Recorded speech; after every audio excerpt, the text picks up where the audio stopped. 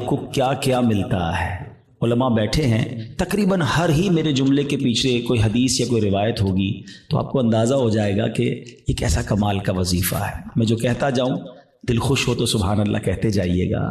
अगर आप चाहते हैं कि आपकी रोज़ी में बरकत हो तो दुरूद पाक पढ़िए। अगर आप चाहते हैं कि बीमारियां दूर हो जाएं तो दुरूद पाक पढ़िए। आप चाहते हैं आपकी टेंशन रिलीज़ हो जाए, आप दुरूद पाक पढ़िए। आप चाहते हैं ज़िल्लत और रुसवाई से बचें तो दुरूद पाक पढ़िए। आप चाहते हैं आपकी इज़्ज़तों में इजाफा हो जाए तो दुरूद पाक पढ़िए। आप चाहते हैं कि मरते वक्त कलमा नसीब हो और नबी पाक का दीदार हो जाए तो दुरूद पाक पढ़िए। बल्कि आप ये चाहते हैं कि कब्र में भी नूर मुस्तफ़ा से मेरी कब्र जगमगाए तो दुरूद पाक पढ़िए। क़यामत के दिन नबी पाक के परचम तले उठना चाहते हैं तो दुरूद पाक पढ़िए। आका के हाथों जामे कौसर पीना चाहते हैं तो दुरूद पाक पढ़िए। बल्कि सुनिए, आका के साथ जन्नत में दाखिल होना चाहते हैं तो दुरूद पाक पढ़िए। मदीने जाना है तो दुरूद पाक पढ़िए। ख्वाब में सरवर कायनात अलैहिस्सलातु वस्सलाम की ज़ियारत करनी है तो दुरूद पाक पढ़िए। मुझे बताइए, कुछ और बच गया है ज़िंदगी में? और कुछ चाहिए हैं? और क्या चाहिए हमें? रोज़ी में बरकत हो, ज़िल्लत और रुसवाई से बचूं, बीमारियां उतर जाएं, टेंशन रिलीज़ हो, अल्लाह इज़्ज़तों में इजाफा करे, कलमे वाली मौत मिले, आका का दीदार हो और जन्नत में भी नबी पाक साथ ले जाएं, जब तक जिंदा रहूं मदीने जाता रहूं।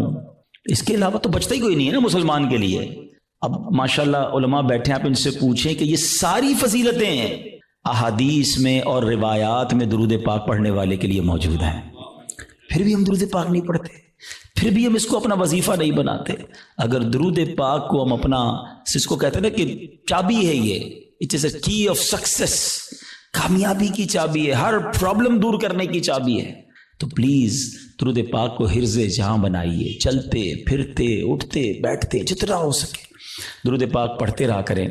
बल्कि वो शायर बहुत खूबसूरत बात लिखते हैं कि हर दर्द की दवा है सल्ले अला मुहम्मद, हर दर्द की दवा है सल्ले अला मुहम्मद, तावीज़ हर बला है सल्ले अला मुहम्मद। तो हमारा तो काम यह है कि बस किसी प्रॉब्लम में पढ़ते रहे इंशाअल्लाह, बल्कि प्रॉब्लम आनी नहीं अगर आप दुरूद पाक कसरत से पढ़ रहे होंगे। मेरे प्यारे इस्लामी भाइयों, आज जिस मौजू पे मैंने बात करनी है वो बड़ा सेंसिटिव और बड़ा अहम टॉपिक है।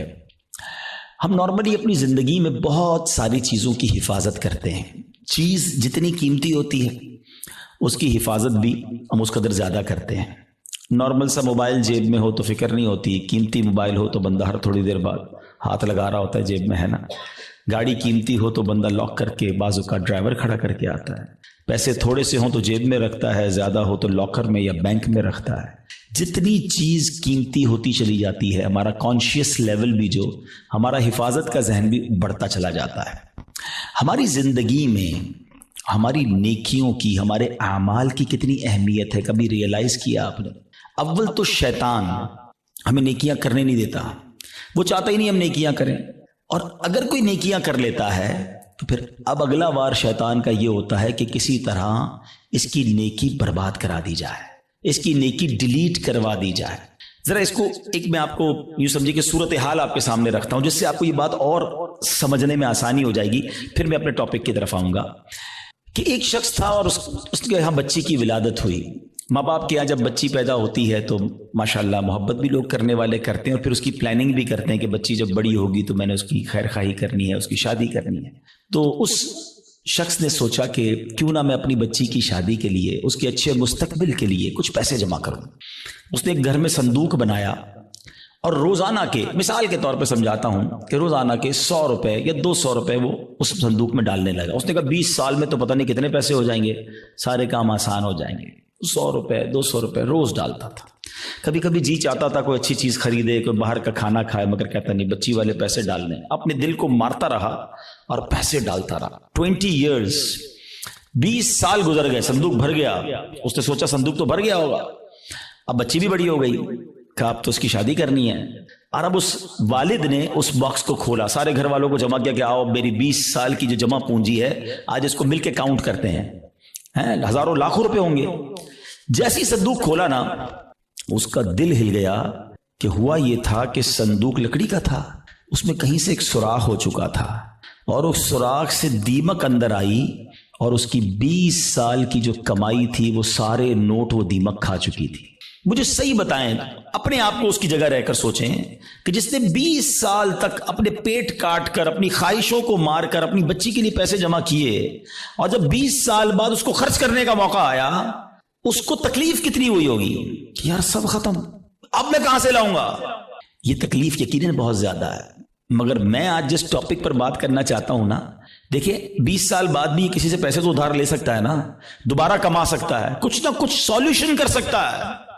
مگر اس شخص کی مایوسی اور اس شخص کی تکلیف کا اندازہ کیجئے کہ جو شخص زندگی بھر نمازیں پڑھتا رہا, سردی میں اٹھ کے وضو کر کے نمازیں پڑھتا رہا, رمضان میں روزے رکھتا رہا, حج بھی کیے, زکاتیں بھی دی, بہت بار شیطان نے بہکانے کی کوشش کی, وہ لڑتا رہا شیطان سے کہ نہیں میں نے گناہ نہیں کرنے. اور جب اللہ کی بارگاہ میں قیامت کے دن پیش ہو تو اسے امید ہوگی کہ میرے پاس حج ہیں, عمرے ہیں, نمازیں ہیں, سجدے ہیں, تلاوت ہے, روزے ہیں.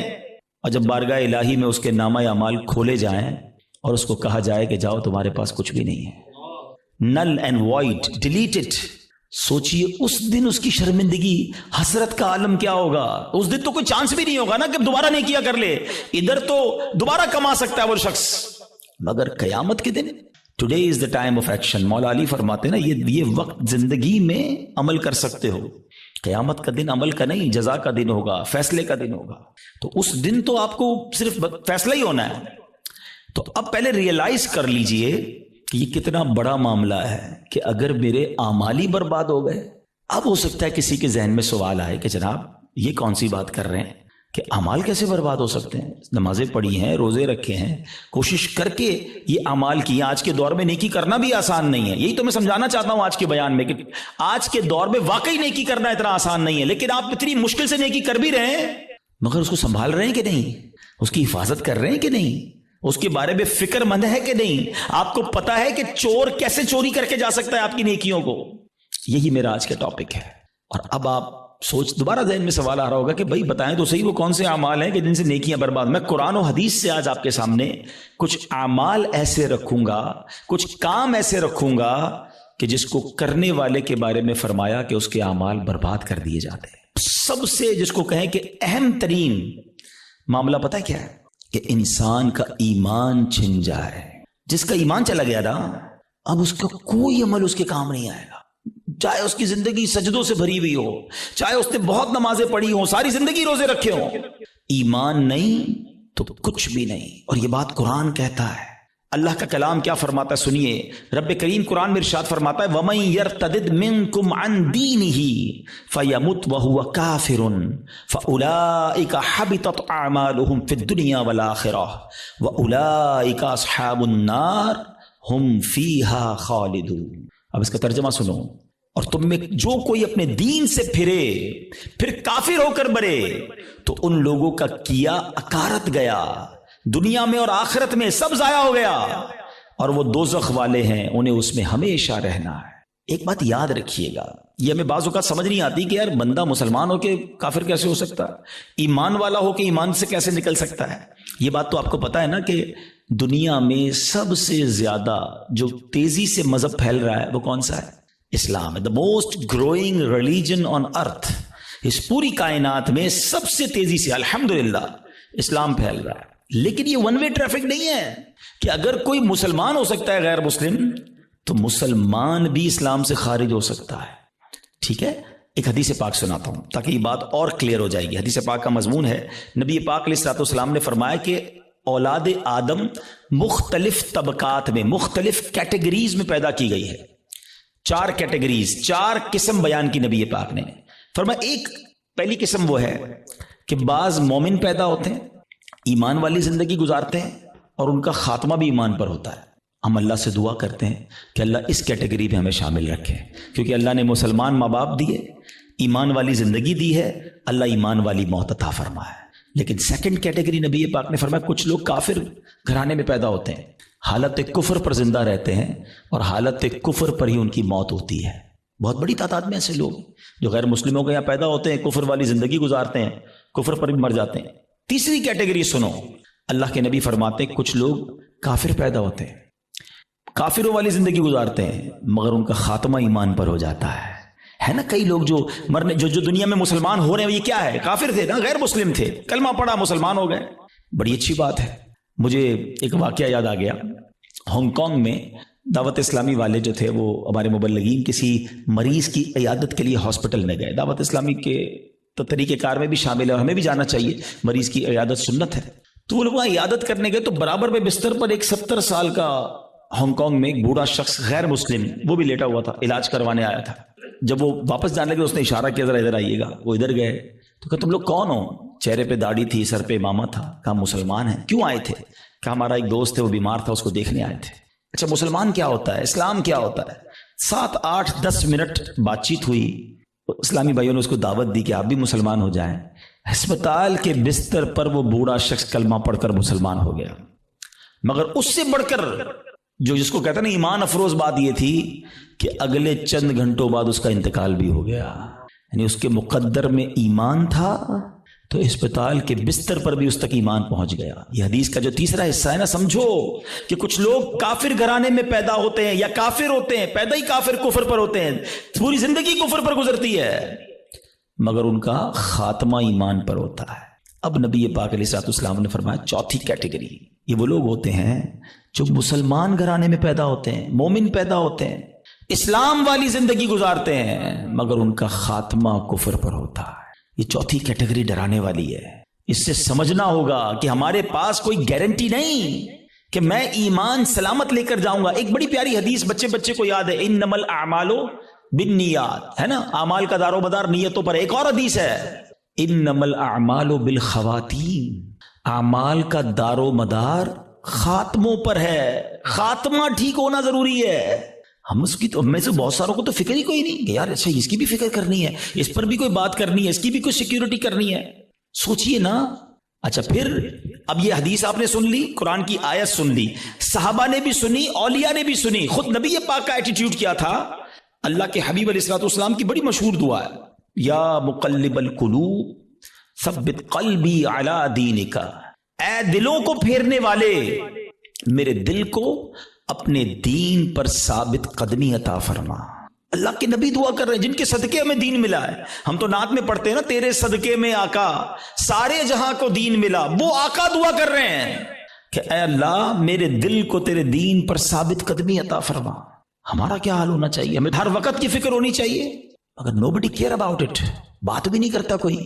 اعمال کو بچانے کے لیے سب سے پہلے ایمان کو بچانا ہوگا. اچھا اب دوسرا سوال آتا ہے کہ ٹھیک ہے حضرت سمجھ آ گیا کہ ایمان کی حفاظت کی فکر کرنی چاہیے, ایمان بڑی سینسیٹیو چیز ہے. اب یہ بھی بتائیے کہ ایمان چلا کس چیز سے جاتا ہے؟ ہاں یہ اہم کوسچن ہے کہ ایمان سے بندہ خارج کیسے ہو سکتا ہے. اچھا پھر شیطان ہے نا, ابھی بھی ہو سکتا ہے کسی کے ذہن میں یہ بات ڈال رہا ہوگا یار کیسی عجیب سی بات کر رہے ہیں مولانا صاحب, 50 سال کا تو ہو گیا, 60 سال کا ہو گیا, ساری زندگی کلمہ پڑھا اور اب ایمان سے بھی جا سکتا ہوں. جناب یہ بات پہلے سمجھنی ہوگی. میں آپ سے ایک سوال کرتا ہوں, 70 سال کوئی بے ایمان رہا, غیر مسلم رہا, صدق کے دل سے کلمہ پاک پڑھے, مسلمان ہو جائے گا, ایمان میں داخل ہو جائے گا. ایک جملہ ہی ہے نا, مگر دل سے کہا 70 سال کی کفر کی زندگی ایک طرف, ایمان میں آتے ہی پچھلے گناہ بھی معاف ہو جاتے ہیں. تو کیا کوئی 70 سال مسلمان رہ کر کوئی ایک جملہ ایسا کہہ دے ہیں معاذ اللہ, اللہ کی توہین کا, اللہ کے نبی کی توہین کا, اسلام کی توہین کا, جس کو کفریہ کلمات کہے جاتے ہیں, تو وہ بھی اسلام سے خارج ہو سکتا ہے. تو سب سے پہلے تو زبان کی احتیاط ہے. تھنک بیفور یو ٹاک, بات کرنے سے پہلے سوچو میں کیا بول رہا ہوں, یہ کہیں اس گفتگو میں میرا ایمان تو غارت نہیں ہو جائے گا. تو آج یہ خیال ہی نہیں ہے. اب اس پہ بڑی بڑی سازشیں ہوئی ہیں, فلموں کے گانے ایسے بنائے گئے, کامیڈی شو ایسے بنائے گئے, یہ کامیڈینز یا فلموں کے گانے یا جناب دوستوں میں ہنسی مذاق, کبھی دوزخ کا مذاق, کبھی جنت کا مذاق, کبھی معاذ اللہ فرشتوں کا مذاق. ہماری لمٹ ہے, ہم مسلمان ہیں, ہماری باؤنڈری ہے. لوگ کہتے ہیں یار ریڈ لائن ہوتی ہے, بھائی ریڈ لائن مسلمان کی یہ ہے کہ وہ ان باتوں پر گفتگو نہیں کر سکتا, اس کا مذاق نہیں اڑا سکتا. ایک حد ہے ہماری نا, ہم جو چاہیں منہ میں بول دیں گے. دنیا میں کئی ایسے ملک ہیں جہاں کسی ادارے کے خلاف بات نہیں ہو سکتی, کسی پرسنالٹی کے خلاف بات نہیں ہو سکتی, ہم اس کو فالو کرتے ہیں. مگر ہم اسلام کے بارے میں, دین کے بارے میں جو منہ میں آیا کہہ رہے ہوتے ہیں. تو یاد رکھیں شیطان تو چاہتا ہی یہی ہے. الٹیمیٹ گول پتہ ہے شیطان کا کیا ہے؟ کہ میں اور آپ غیر مسلم ہو کر قبر میں جائیں. وہ مرنے سے پہلے بھی آتا ہے, آخری وقت بھی بندے کے پاس آتا ہے کہ کسی طرح اس کا ایمان چھین لوں. اتنا خطرناک دشمن ہے وہ ہمارا, اور ہم سکون کی نیند سو رہے ہیں, ہمیں فکر ہی کوئی نہیں ہے. پھر دوسرا جو ایک پرابلم ہے جس کی وجہ سے ایمان برباد ہو سکتا ہے وہ ہے گناہوں کی عادت.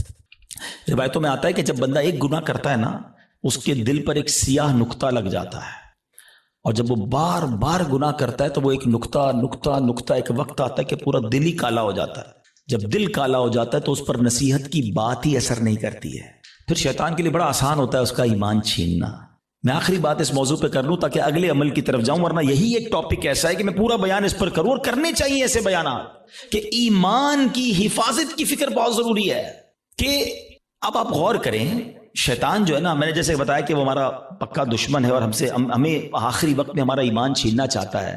اب ایک شخص ہے جو روزانہ شیطان سے ہار جاتا ہے. شیطان صبح اٹھنے لگتا ہے, شیطان کہتا ہے نہیں فجر نہیں پڑھنی, سو جا, رضائی اوڑی اور سو گیا. صبح ہوئی نہیں اور شیطان جیت گیا. فائٹ ہوئی, شیطان جیت گیا. دوپہر ہوئی, ظہر نہیں پڑھنے دی, شیطان جیت گیا. مارکیٹ میں گیا, بے پردہ عورت گزری, شیطان نے کہا دیکھ لے, دیکھ لیا, شیطان جیت گیا. موبائل اٹھایا, حرام دیکھ لے, بری ویب سائٹ دیکھ لے, دیکھ لی, شیطان جیت گیا. کاروبار کرنے لگا, شیطان نے کہا جھوٹ بول دے, جھوٹ بولا, شیطان جیت گیا. دھوکہ دے دے, دھوکہ دیا, شیطان جیت گیا. سود کما لے, سود کا کام کیا, شیطان جیت گیا. جس سے روز شیطان جیت رہا ہے, مرنے سے پہلے والی جو فائٹ ہوگی ادھر بھی تو شیطان آئے گا نا اس کو سمجھانے کے لیے کہ ایمان درست نہیں ہے, مسلمان درست نہیں ہے, اللہ کا کلمہ مت پڑھ. جو روز شیطان کی مان رہا ہے, کہیں مرنے سے پہلے بھی مان گیا تو اس کا کیا بنے گا؟ تو روز شیطان کی ماننے والے کے بارے میں یہ ڈر ہے کہ مرنے سے پہلے اس کا ایمان چھین لیا جائے گا. اور جو روز شیطان کو ہرا رہا ہے, سردی کے دن ہے, جی چاہتا ہے نہ اٹھوں, شیطان کہتا ہے سو جا, کہتا نہیں میں رحمان کا بندہ ہوں, شیطان کا بندہ نہیں, وہ فجر ادا کرتا ہے, شیطان کو ہراتا ہے. شیطان کہتا ہے حرام دیکھ, وہ نہیں دیکھتا, شیطان کو ہراتا ہے. شیطان کہتا ہے حرام کما, بڑے پیسے اس کام میں, وہ کہتا ہے نہیں حرام مجھے نہیں چاہیے.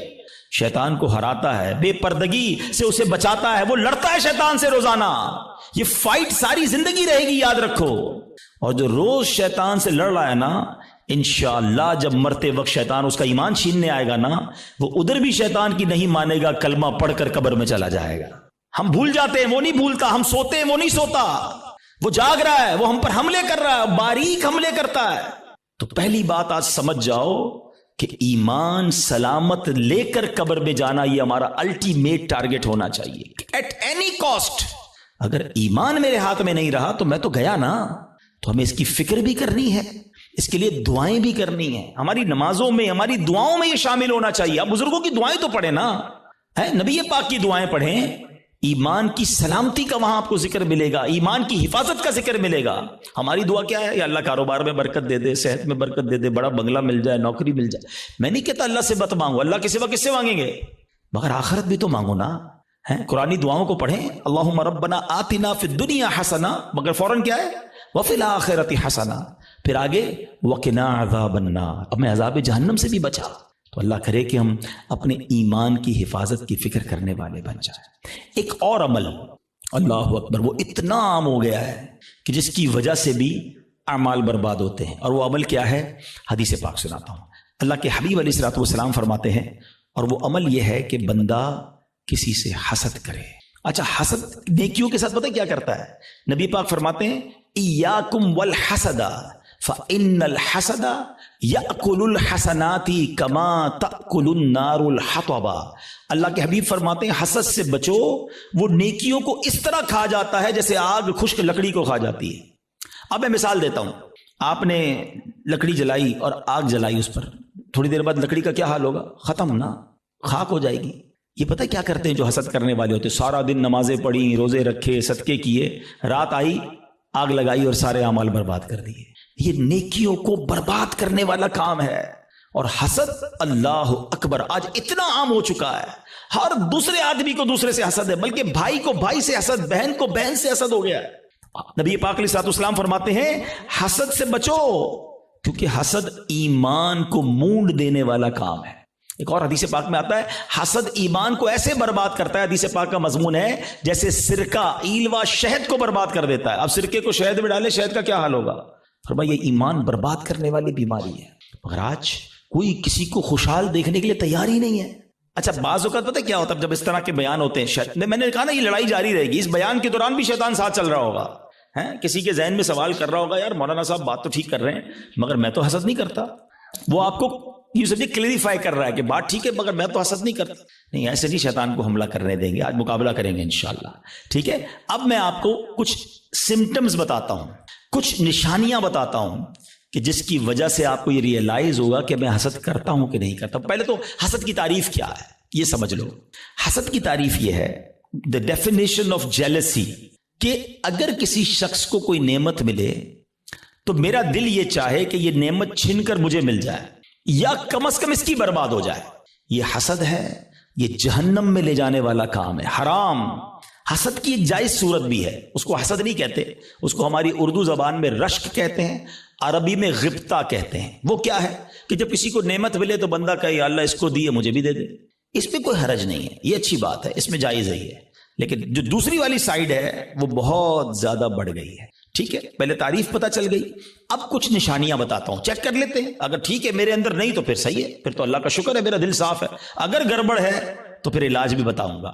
اب پہلے تو لیبارٹری ٹیسٹ کر لیتے ہیں ایک دوسرے کا. چیک کیجئے آپ کی لائف میں کوئی ایسا ہے. اچھا یہ ایک اور پہلے بات بتا دوں، حسد جو ہے نا ہوتا ہی اس سے جس کو ہم جانتے ہیں، جس سے تعلق ہوتا ہے. جس سے تعلق نہیں اس سے حسد نہیں ہوتا. ہمیں فیصلہ آباد میں رہ کر برازیل کے کسی شخص سے حسد نہیں ہو سکتا، ہم جانتے ہی نہیں اس کو، پتہ نہیں کیا کر رہا ہے. حسد کس سے ہوگا؟ یا تو کسی دوست سے ہوگا، یا کسی رشتہ دار سے ہوگا، یا اپنی فیلڈ کے کسی بندے سے ہوگا.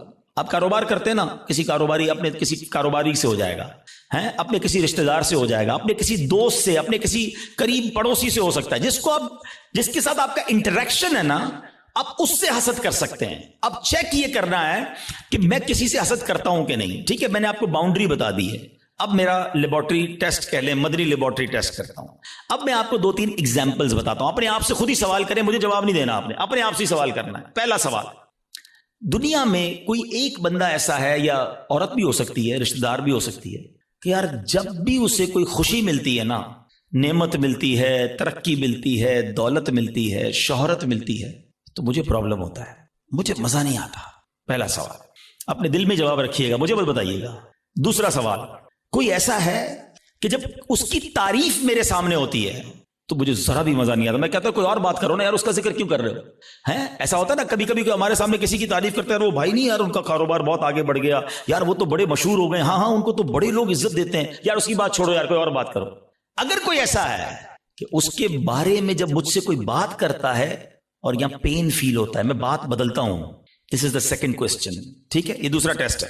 اب تیسرا ٹیسٹ ہے، کوئی ایسا ہے کہ جب اس کا نقصان ہو جائے، ہیں بدنام ہو جائے، اس کا پیسہ برباد ہو جائے، معاذ اللہ اس کی فیکٹری میں آگ لگ جائے، اس کا گھر تباہ ہو جائے، یا اس کے گھرانے میں کوئی جھگڑا ہو جائے، اس کی فیملی تتر بتر ہو جائے، تو اندر ہی اندر خوشی ہوتی ہے، ہاں یار اب مزہ آیا، ہاں میں تو چاہتا یہی تھا یہ برباد ہو جائے. These are the 3 symptoms.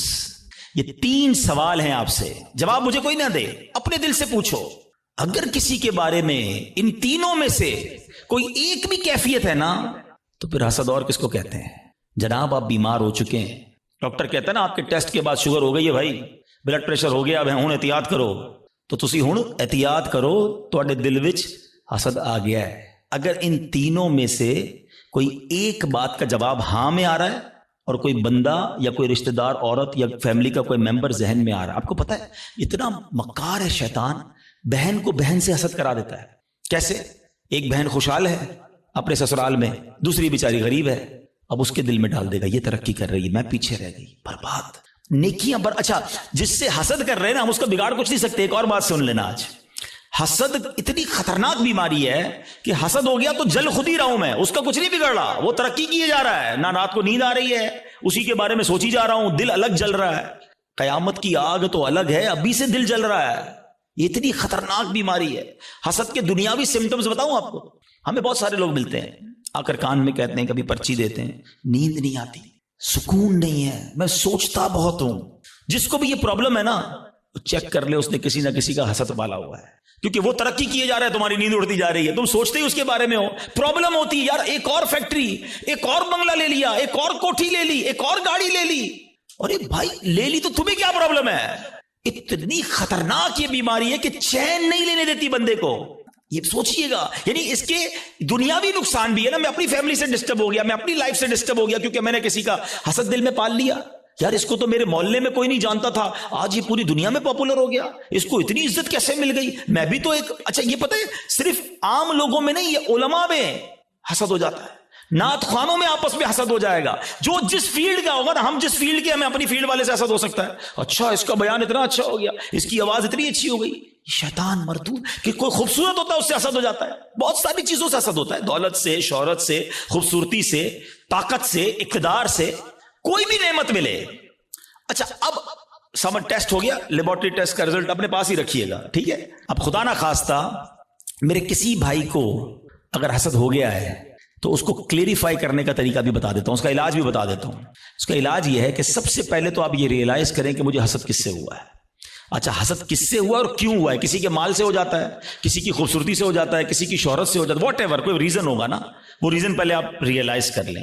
پہلا طریقہ یہ ہے، پہلا علاج یہ ہے کہ آپ اللہ سے دعا کریں کہ اللہ میرے دل کو حسد سے پاک کر دے، میرے دل کو گندگی سے پاک کر دے، دل کی ساری بیماریوں سے پاک کر دے.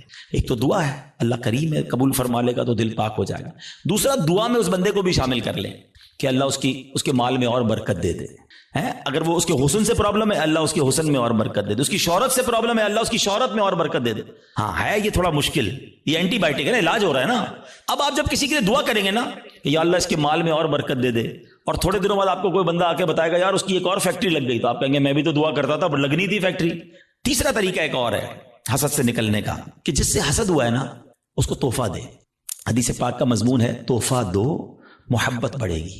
ہاں لیکن یہ بتا کے مت دینا کہ بھائی تیرے سے حسد ہو گیا تھا تحفہ لے کر آئے ہوں، مولانا صاحب نے کہا اور گل خراب ہو جائے گی، تو بتانا نہیں اس کو. ہاں بتانا چلے اس کو. اچھا ایک بات اور سمجھ لو آپ، جس سے حسد ہوا ہے نا اس کو کوئی پرابلم نہیں ہے، پرابلم مجھے ہے، ٹھیک مجھے ہونا ہے. اس کو تو شاید نیکیاں مل رہی ہوں گی اگر کوئی اس کے بارے میں غیبت کر رہا ہے، بدگمانیاں کر رہا ہے. ہمیں اپنا علاج کرنا ہے. میرے اعمال بڑے تھوڑے ہیں. وہ شاعر کہتے ہیں نفس بدکار نے دل پر یہ قیامت توڑی، عمل نیک کیا بھی تو چھپانے نہ دیا. ایک تو نیکی ہوئی نہیں، ہوئی تو بچائی نہیں. تو دو باتیں ہو گئی آج کے بیان میں، ایمان کی حفاظت اور اپنے آپ کو حسد سے بچانا ہے. ایک اور عمل بڑا خطرناک ہے اور اس کو شرک اصغر کہا گیا، اور وہ بڑا باریک ہے، شیطان کا ایسا خطرناک وار ہے کہ پتہ بھی نہیں چلنے دیتا، اور وہ ہے ریاکاری. اچھا ریاکاری کیا ہے؟ دکھلاوا. بندے کو بڑا جی چاہتا ہے یار میں نیکی کروں نا، پتا تو چلے میں نے کیا کیا ہے، یار کمال ہے، اتنا چندہ دیا اور کوئی اعلان ہی نہیں، اتنے سجدے کیے، پتہ ہی نہیں کسی کو کہ کمرے کے اندر جا کے کتنے نفل پڑھتا ہوں، تہجد پڑھتا ہوں. تو اب نیکی کر، پہلے تو مشہور تھا نیکی کر دریا میں ڈال، اب تو نیکی کر فیس بک پہ ڈال، ہر چیز سوشل میڈیا پہ ڈالنی ہے.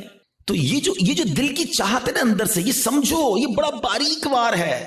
اور احادیث میں ریاکاری کے بارے میں اس قدر شدید روایتیں ہیں کہ اللہ کے حبیب علیہ الصلوۃ والسلام فرماتے ہیں کہ جب لوگ اپنے اعمال لے کر آئیں گے نا اللہ کی بارگاہ میں، اگین وہی والی بات، باکس والی بات یاد ہے نا کہ باکس کھولا تو کچھ نہیں.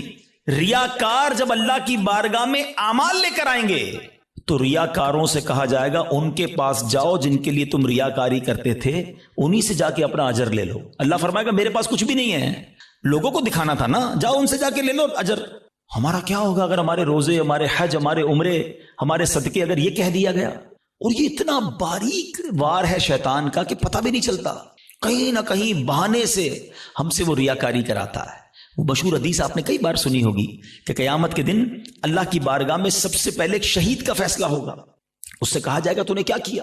اللہ فرمائے گا میں نے تجھے اتنی نعمتیں دی. وہ مانے گا یا اللہ ہاں مجھے نعمتیں ملی. حدیث کا خلاصہ ہے اللہ فرمائے گا تو نے کیا کیا؟ کہا یا اللہ میں نے تیری راہ میں جہاد کیا، لڑتے لڑتے شہید ہو گیا، جان دے دی تیری بارگاہ میں. یعنی آپ سوچو یار جان دینے سے بڑھ کر تو کچھ نہیں ہے نا. مگر اللہ کی طرف سے کیا ارشاد ہوگا؟ تو جھوٹا ہے، تو نے اس لیے یہ عمل کیا کہ تجھے بہادر کہا جائے، مجاہد کہا جائے، تجھے کہہ لیا گیا اے فرشتوں اس کو جہنم میں ڈال دو. شہید جہنم میں. کیوں؟ نیت اللہ کی رضا کی نہیں تھی نا، شہرت کی تھی، لوگوں کو پتا چلے. اب اللہ کی بارگاہ میں ایک سخی لایا جائے گا. اے اللہ کی راہ میں خرچ کرنے والوں غور سے سنو. وہ سخی اللہ کی بارگاہ میں لایا جائے گا. اللہ فرمائے گا میں نے تجھے بہت مال دیا. کہے گا ہاں یا اللہ تو نے مال دیا مگر میں نے تیری راہ میں دل کھول کر خرچ کیا. میں خلاصہ کہہ رہا ہوں میں نے تیری راہ میں دل کھول کر خرچ کیا. ارشاد ہوگا کہ تو جھوٹا ہے، تو نے اس لیے کیا کہ تجھے سخی کہہ لیا جائے، اے فرشتوں اس کو بھی اٹھا کر جہنم میں ڈال دو۔ دنیا میں سخی مشہور ہو گئے تھے نا، بس اب جہنم میں جاؤ۔ تیسرا، قرآن کا قاری لایا جائے گا، علم سکھانے والا لایا جائے گا۔ اللہ کہے گا تجھے اتنی نعمتیں دی، وہ کہے گا ہاں مولا نعمتیں ملی، میں تو لوگوں کو علم پڑھاتا تھا، تیرا دین پڑھاتا تھا، قرآن پڑھاتا تھا۔ فرمایا تو جھوٹا ہے، تو نے اس لیے کیا کہ تجھے عالم کہا جائے، قاری کہا جائے۔ اے فرشتوں اس کو بھی اٹھا کر جہنم میں ڈال دو۔